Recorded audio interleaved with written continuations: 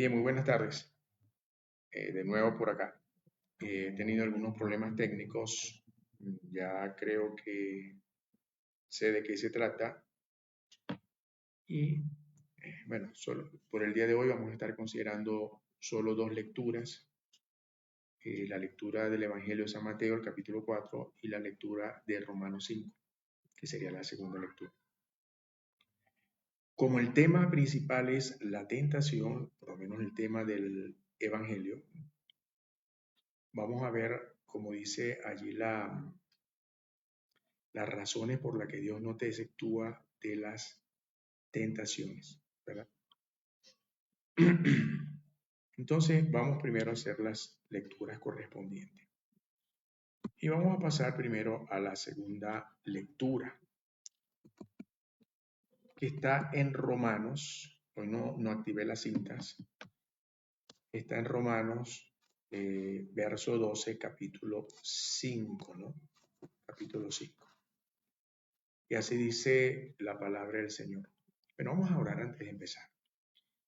Querido Dios, permítenos compartir, oh Dios, con completa disposición de mente, de corazón, de alma, de espíritu, de todo nuestro ser interior, tu palabra, estando completamente atentos, Señor, a tu bendita palabra, porque por ella alcanzamos la salvación. Que tu Espíritu Santo nos ayude, Señor, a entender y a explicar, oh Dios, explicar y entender tu bendita palabra. Ayúdanos a obedecerte, danos el poder de obedecerte, Señor, porque tú pones en nosotros tanto el querer como el hacer, por tu buena voluntad. En el nombre de Cristo, amén y amén. Y así dice la palabra del Señor por boca del apóstol San Pablo. Por tanto, así como el pecado entró en el mundo por un hombre y por el pecado la muerte, también así la muerte pasó a todos los hombres, por cuanto todos pecaron. Porque hasta la ley, el pecado estaba en el mundo, pero no habiendo ley, no se imputa pecado. No obstante, reinó la muerte desde Adán hasta Moisés, aun en los que no pecaron a la manera de la transgresión de Adán, el cual es figura del que había de venir. Mas el don no fue como la transgresión, porque si por la transgresión de aquel uno murieron los muchos, mucho más abundó a los muchos la gracia de Dios y el don por la gracia de un hombre, Jesucristo. Ni fue la dádiva como la transgresión de aquel uno que pecó, porque el juicio a la verdad vino de un solo pecado para condenación, pero el don vino de muchos delitos para justificación. Porque si por el delito de uno reinó la muerte de uno, mucho más reinarán en vida por uno, Jesucristo, los que reciben la abundancia de la gracia y el don de la justicia. Así que de la manera que por un delito vino la culpa a todos los hombres para condenación, así por un acto de justicia vino la gracia a todos los hombres para justificación de vida. Porque así como por la desobediencia de un hombre los muchos fueron constituidos pecadores, así también por la obediencia de uno los muchos serán constituidos justos. Mas la ley entró para que el pecado abundara, pero cuando el pecado abundó, sobreabundó la gracia. Para que así como el pecado reinó para muerte, así también la gracia reine por la justicia para vida eterna, mediante Jesucristo nuestro Señor. Ahora tenemos la lectura del Santo Evangelio de nuestro Señor Jesucristo según San Mateo.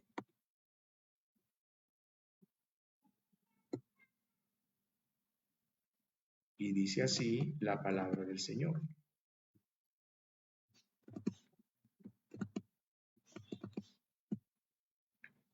Entonces fue llevado por el Espíritu al desierto para ser tentado por el diablo. Y habiendo ayunado 40 días y 40 noches, después tuvo hambre. Y acercándose a él el tentador le dijo, si eres hijo de Dios, di que estas piedras se conviertan en panes.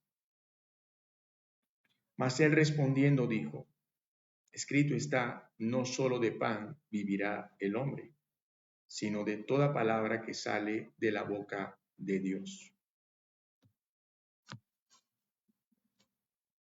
Entonces el diablo lo llevó a la ciudad, a la santa ciudad, y lo puso sobre el pináculo del templo.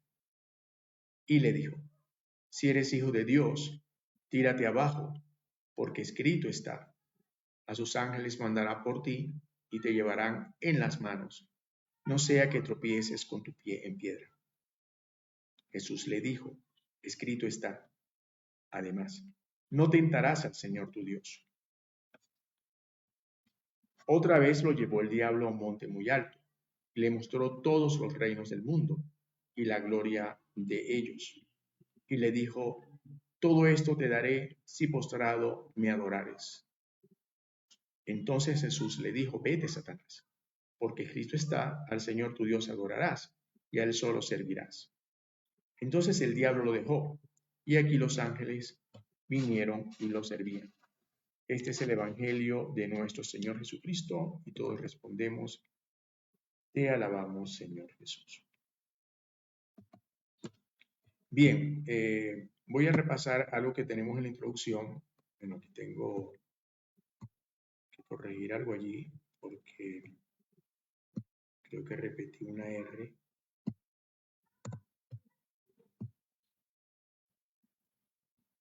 O por lo menos, si no son las razones, son las cosas que suceden cuando vienen las tentaciones. ¿Por qué Dios permite la tentación? La tentación se le permite a cualquiera. O sea, no hay una oración donde tú digas, Señor, no permitas que me tientan. Esa oración no existe. Hay una oración donde tú dices, le dices a Dios que te libre de la tentación, en el sentido de que no te deje caer en la tentación. En ese sentido es que tú puedes pedirle a Dios que te libre de la tentación. O sea, no es que no vas a pasar por la tentación, sino que Dios no te va a permitir una tentación donde que está más allá de tu fuerza, donde Él sabe que tú vas a fallar. Es como dice, todo lo puedo en Cristo que me fortalece, ¿no? Y, por ejemplo, Dios le permite a los mártires pasar por el martirio porque Él conoce la firmeza de los mártires, de los que han sido mártires. Y algunos pues se han metido en el martirio voluntariamente y después sencillamente fallan porque no fue una cosa de Dios, fue una cosa que muchos de ellos buscaron. Pero los que verdaderamente les es concedido eso, es que Dios sabe que pues la victoria, a pesar de que ellos mueren en el martirio, Dios los libra en el sentido de que no niegan al Señor y no pecan y no caen en la tentación. Entonces, ok, volviendo a las razones o a las cosas que suceden cuando, cuando sucede una tentación, es que tú te das cuenta cuánto has crecido, que ahora eres mucho más fuerte. Cuando la tentación pasa y tú estás firme, tú sabes que eres mucho más fuerte. Esa es una razón. Porque Dios no necesita permitir que te tienten para Él conocerte. Dios te conoce, Dios sabe cuáles son tus límites, cuál es tu fuerza. Aunque en esto, pues hay mucha fuerza de Dios ayudándonos, ¿no? Pero obviamente necesitamos nosotros también ejercer nuestra voluntad y nuestra determinación. Por eso es que dice que Dios pone tanto el querer como el hacer. O sea, y el espíritu busca y pone en nosotros el querer no caer en la tentación y obedecer a Dios. Voy a seguir con la segunda. Eso nos mantiene a nosotros en un estado de moderación y humildad cuando la persona tiene dones, sobre todo si son dones fuertes como los dones de hacer milagros, y que son dones que existen. Pues nosotros hemos visto en estos siglos, en el pasado, gente que ha tenido esos dones de hacer milagros tremendos milagros, dones de sanidades, y pues, los dones son los dones del Espíritu, y no sé por qué algunas personas se imaginan que porque no los tienen, esos dones no existen, no. O sea, una cosa es que tú no tengas este o el otro don.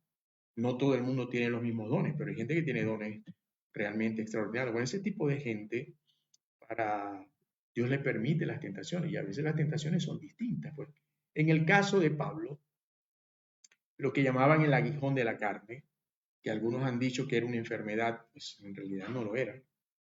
El aguijón de la carne de Pablo, según escritores muy antiguos, era el hecho de que donde Pablo llegara, pues lo perseguían y lo apedreaban y trataban de matarlo y le formaban oposición. Ese es el aguijón de la carne de Pablo. Si uno lee el contexto, uno se da cuenta que por allí va el asunto, que era una cuestión humana, externa a Pablo.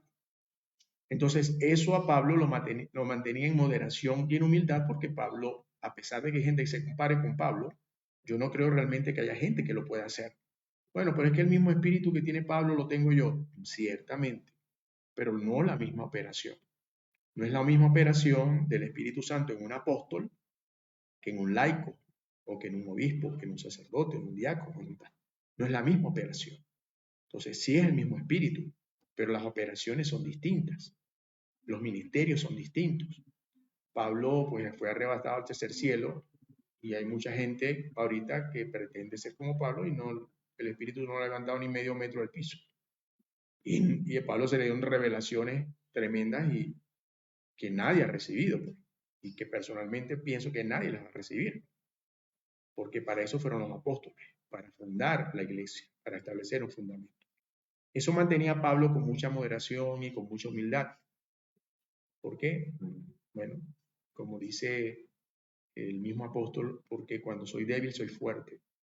Esas tentaciones, esas persecuciones, pues si Pablo tenía algo de qué gloriarse, de saber que era el hombre que había sido llevado al tercer cielo, al paraíso, que escuchó cosas que nadie escucharía, pues cuando venían esas persecuciones, esas tentaciones, pues a Pablo lo mantenían a raya humildito, ¿verdad? Y moderado. No permitían, escuche, como Dios utiliza y permite las cosas para nuestro beneficio, no permitían esas tentaciones que se le subiera el ego, el orgullo, la arrogancia. Y Pablo queda humilde. Esa es la número 2. ¿No? Y la número 3 sería, otra cosa que sucede, es que el diablo sabe realmente quién eres, hijitos, os escribo porque habéis vencido al maligno. O sea, hablándole de los jóvenes a los que les escribe el apóstol Juan. Entonces, el diablo sabe quién es quién. ¿Ven? Los demonios saben quién es quién, porque saben que lo han ido a atentar y saben, oye, no, este realmente se apartó de nosotros, él nos dejó atrás. Y ahí sabe el diablo que tú lo dejaste atrás hace rato, porque no cediste en la tentación. ¿Ven? Ese sería el número 3, ¿no? El número 4 sería que la resistencia o la voluntad es como un músculo, o sea, a medida que tú haces resistencia, es como el hierro cuando se tiembla, ¿no? Se pone más fuerte. Entonces, así es la voluntad. O sea, en medio de la tribulación, pues, es como estar haciendo ejercicio, ejercitarse en medio de la tentación. Otra razón sería que las tentaciones te dan la mejor prueba de los preciosos tesoros que se te han confiado. Dicen las escrituras que el apóstol, que llevamos un tesoro en estos vasos de barro, que somos unos vasos de barro con un tesoro adentro, la palabra de Dios. Imagínate tú, imagínate tú. Claro, el diablo viene para hurtar, matar y destruir. Si el diablo no hubiese visto en lo valioso que te has convertido, en el alto honor que Dios te ha dado, a la altura que Dios te ha llevado, que estamos sentados juntamente con en los lugares celestiales con Cristo. Si no hubiese nada de valor que arrebatarte, Él no te tentaría. El diablo no va a atentar a la gente que ya está metida en el pecado. Esa gente está metida ahí por su propia voluntad. ¿Ven? Pero el que se bautiza, porque eso fue lo que leímos en el Evangelio, que fíjense que esta es la costumbre, hay una costumbre bien bonita, antigua, que después de bautizarse, pues los catecúmenos, bueno, ya hermanos que se han bautizado, ayunaban, ¿no? Precisamente siguiendo la costumbre de Cristo, porque Cristo cuando entra en el ayuno viene del bautismo. Bien, entonces eso sería más o menos lo que podríamos hablar, sí, y haciendo un poco de énfasis, el diablo viene en el último, quinto, ¿no? Viene para hurtar, matar y destruir. Y si tú no tuvieras cosas valiosas adentro, el diablo no se preocuparía de tentarte. Viene porque hay cosas que te puede robar. Te puede robar la obediencia que le tienes a Dios. En ese sentido, es como si te robara la palabra de Dios, que depositaron en tu corazón. La soledad es una cosa muy terrible, ¿verdad? Fíjense que Eva fue tentada cuando Adán no estaba con ella. Igual Cristo fue tentado en la soledad del desierto, que muchas personas dicen que es, algunas personas, muchas personas, ¿no? Dicen que era un lugar que tenía un nombre asociado con la sangre porque era un lugar donde, allí donde estaba ayunando Cristo, había muchos ladrones y mataban a mucha gente, o sea, para robar, ¿no? Y pues más o menos allí en un lugar como ese fue que ayunó el Señor. Bien, ahora vamos a analizar en el Evangelio algunas cositas, ¿no? Unos detalles que me parecieron bien importantes. En primer lugar, el que lleva a Jesús para ser tentado es el mismo Dios. O sea que no nos debemos extrañar que Dios permita la tentación, porque el mismo Hijo de Dios se le permitió ser tentado. No, es lo que estaba diciendo ahora. Jesús está ayunando 40 días y 40 noches y después tuvo hambre. Y en el verso 3 es donde nosotros hacemos la pregunta por qué el diablo no llegó antes.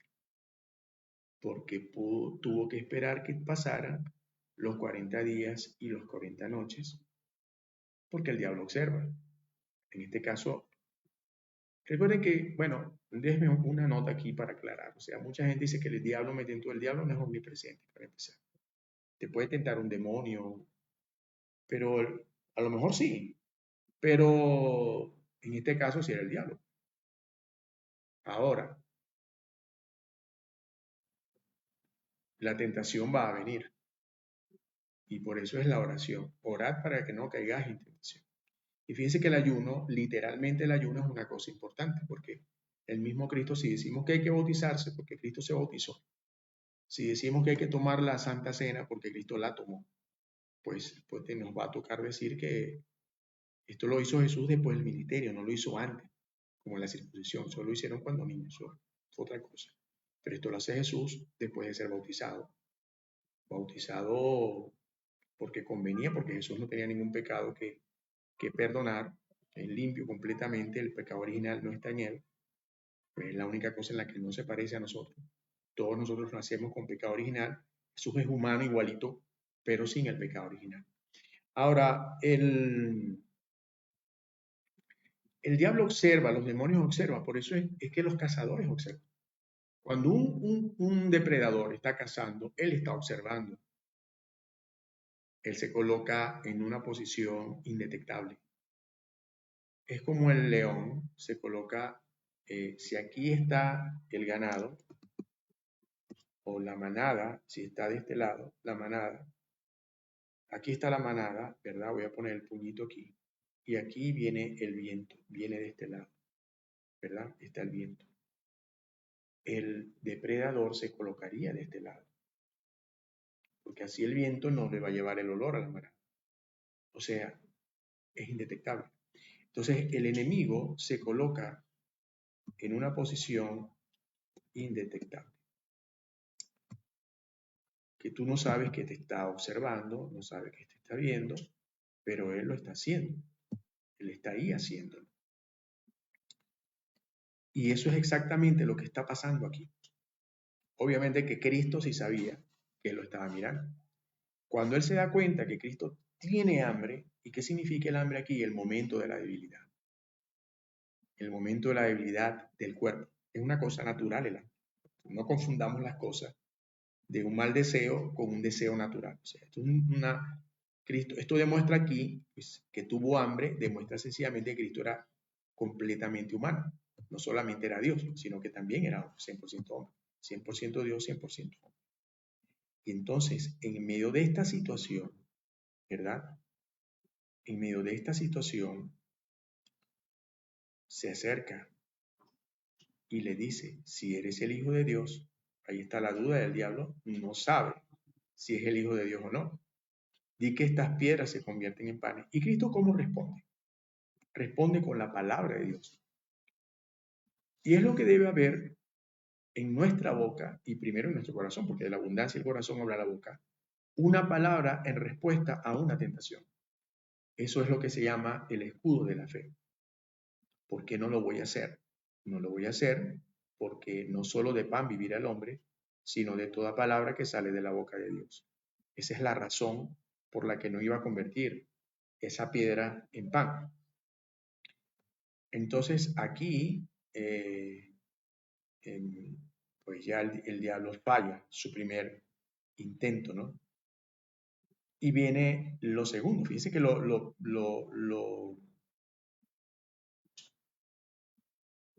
tentó con algo natural, ¿no? Si se puede decir. Lo lleva a la ciudad santa. A la ciudad se llama santa porque el templo, el Santo Santorum, el lugar santísimo que estaba en el templo, pues estaba allí en el templo, ¿no? Bueno, voy a moverme un poco porque se me va a descargar la máquina. A ver si puedo, si la pego. Ok. Entonces, ahora lo lleva a la ciudad santa y lo pone en la parte más alta del templo, lo que se llama el pináculo. El pináculo de un edificio era su parte más alta. Y le dice, si eres el Hijo de Dios, tírate abajo, porque escrito está que a sus ángeles mandará por ti. Y te llevarán en las manos, no sea que tropieces con tu pie en piedra. Si el diablo también lee la Biblia, también la usa. No toda persona que te hable de la Biblia te está hablando de Dios. Y aquí es lo que tenemos que aprender aquí es pues precisamente eso. No toda persona que te habla de la Biblia te está hablando de parte de Dios, porque te habla de la Biblia. Los herejes también utilizan las escrituras, pero lo utilizan mal. ¿Ok? También utilizan las escrituras, pero lo utilizan mal. Y aquí el diablo no tiene idea de lo que está hablando. Ese salmo que está citando es el Salmo 90 en la Septuaginta y es el Salmo 91 en el texto hebreo, en el texto masorético. ¿Verdad? Y no tiene nada que ver con tirarse y que Dios te agarre como si tú fueras una pelota, y que Dios fuera un pelotero y de ahí te voy a agarrar, pues. No tiene nada que ver con eso. Eso habla de que el Salmo lo escribe para cualquier creyente, ¿verdad? Que anda habitando al abrigo del Altísimo y que Dios lo va a librar de caer en tentación, de tropiezos. Esa es la piedra. La piedra es lo que te hace tropezar. Está hablando de tropiezos espirituales y no se aplica cristológicamente. Se aplica generalmente. Se aplica generalmente. Entonces, obviamente que el diablo está usando la Biblia, pero lo entiende literalmente. Ese es el problema. O sea, el diablo no entiende la Biblia. Y obviamente cuando la usa, la usa. Y claro, eso es lo que pasa cuando nos tientan. Cuando nos tientan, el Señor mande a sus ángeles para que nos ayuden en medio de la tentación, porque son consiervos que ministran a favor nuestro. ¿Correcto? Entonces eso no habla ahí de piedra, no habla nada de tirarse y no habla nada de eso que el diablo está diciendo a Cristo, ¿no? Que es lo mismo que hacen los herejes y que muchas veces, pues, con su habilidad de conocer muchos versos, impresionan a algunos que los escuchan. Mire, si usted no conoce mucho de la Biblia, no se ponga a escuchar a la gente. Usted tiene que tener una persona de su confianza que le enseñe las escrituras, ¿verdad? Una persona que le instruya las escrituras. Para eso Dios ha puesto hombres en las iglesias que enseñan bien, que enseñan basados en la tradición de la iglesia. Estoy hablando de la tradición de la iglesia X o la iglesia Y. Estoy hablando de la tradición apostólica de la verdadera iglesia, la verdadera tradición, la que viene desde los apóstoles, que estudian bien, que se entrenan. Eso es un honor y una honra y una bendición tener una persona que te enseñe, que se fundamente bien, que haya aprendido bien. Bueno, cierro ese paréntesis, ¿no? Entonces, a ver, hay gente que habla Biblia para espantar los malos espíritus. No, o sea, si tú tienes la Biblia abierta en tu casa, el diablo hasta puede llegar y ponerse a leer, pues, porque el diablo usa la Biblia. No me hubiese gustado decirte eso, pero es la verdad. O sea, el abrir la Biblia en la casa no significa nada. Ahora, si tú la tienes guardada y está abierta en tu corazón y tú mismo eres como una carta abierta por tu buena conducta, pues chévere. Ahora fíjense así es como funciona.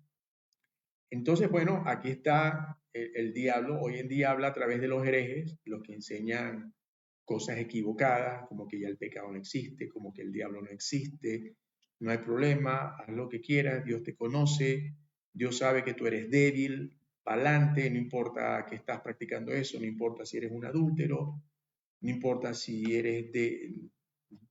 pecas contra Dios porque Dios es amor.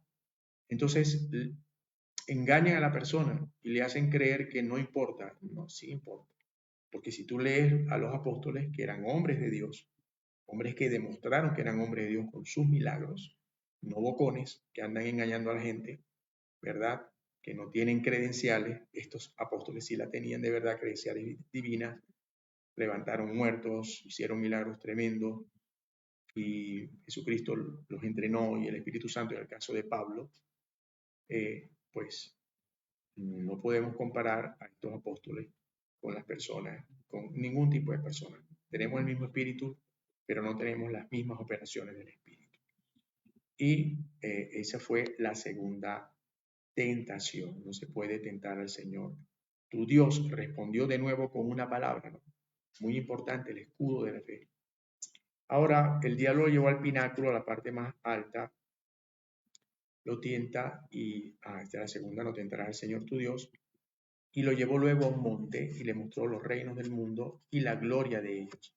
Y le dijo, todo esto te daré si postrado me adorares. A ver, los reyes, la Biblia dice que Dios pone y quita reyes. El que muchos reyes están allí porque Dios permite que lleguen ahí y los pone. Así que todo esto te daré, ¿cómo así? ¿Cómo te lo vas a dar si eso no es tuyo? Yo pienso que no. Entonces, la única manera que le estuviera hablando de eso, que algo fuera de él, es que está hablando del reino de las tinieblas, que no está hablando de un reino como el reino de los persas, o el reino X o el reino Y, ¿verdad? Sino el reino del diablo en general. Ahí sí podría decir eso, porque hay gente que ha entregado su vida al enemigo y le sirve, ¿no? Y todo lo que hace, pues, evidencia que está bajo su reinado, o es esclavo del enemigo.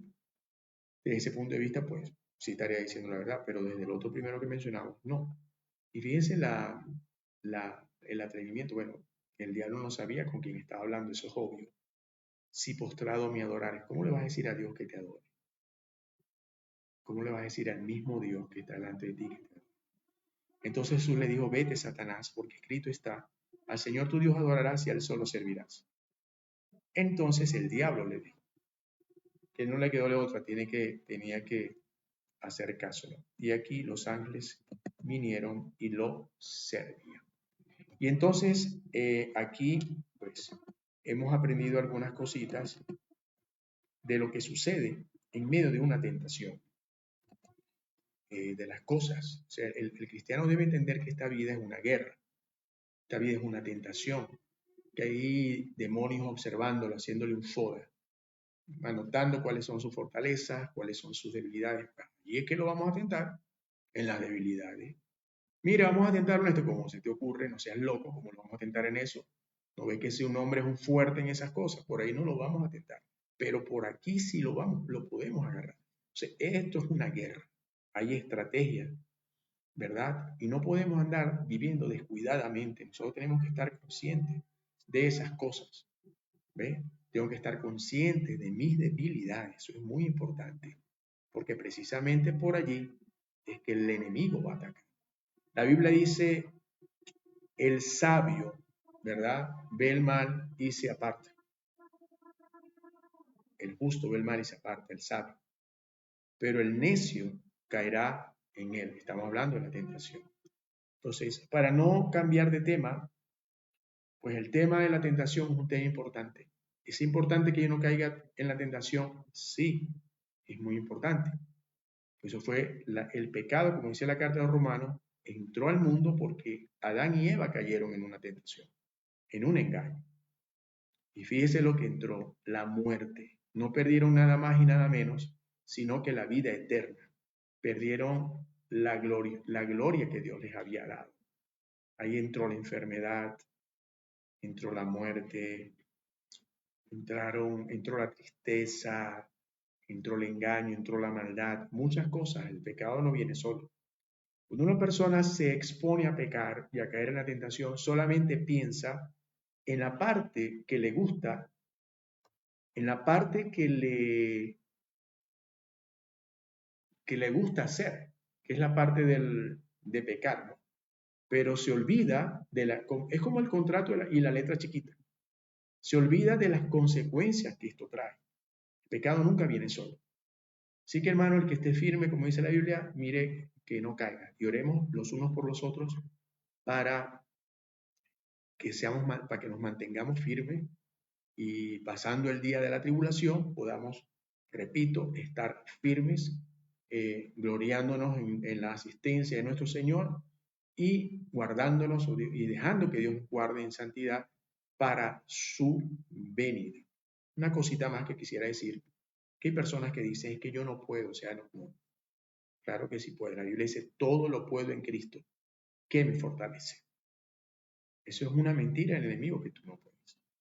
Lo que sucede a veces es que nos enamoramos tanto del pecado, la gente se enamora tanto de su pecado, que tiene una lucha interna y no termina de decidir, no se determina por dejar de pecar, no se determina por apartarse del mal y le sigue teniendo el gustico de aquello que sabe que es malo.